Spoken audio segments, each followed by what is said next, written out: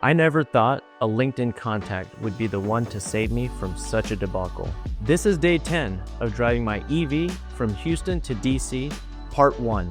Last night was too much, even for me. Now we were at the dealership, unsure of what to expect. There was a real chance we wouldn't be driving home in the Lightning, and that was hard for me to accept. How could I finish this trip flying home? The dealership informed me that they couldn't run a diagnostic for a few days, so I began calling rental companies, trying to find us a way home. After explaining my situation, the service department kindly offered to run a same-day diagnostic, which would take about an hour. So Antonio and I walked over and grabbed some much-needed food while we waited.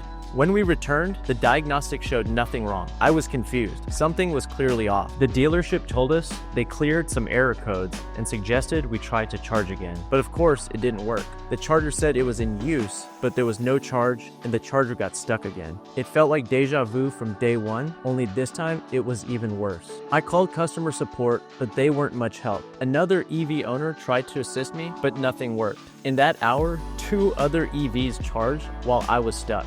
Amid the chaos, I continued sharing my business, Pangea Charging, hoping to get some traction. Just when I thought I was out of options, one of my LinkedIn contacts sent me a forum about an emergency release lever. Antonio tried it, and with a small click, it worked. Oh man, was that a relief. What'd you do? How'd you get that?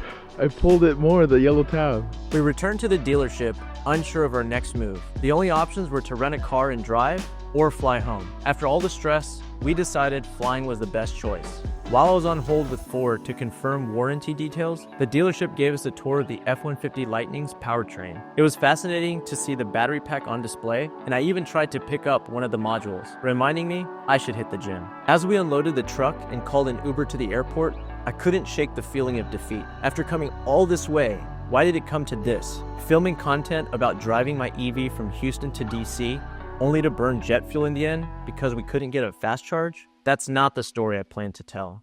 Stay tuned for day 10, part 2.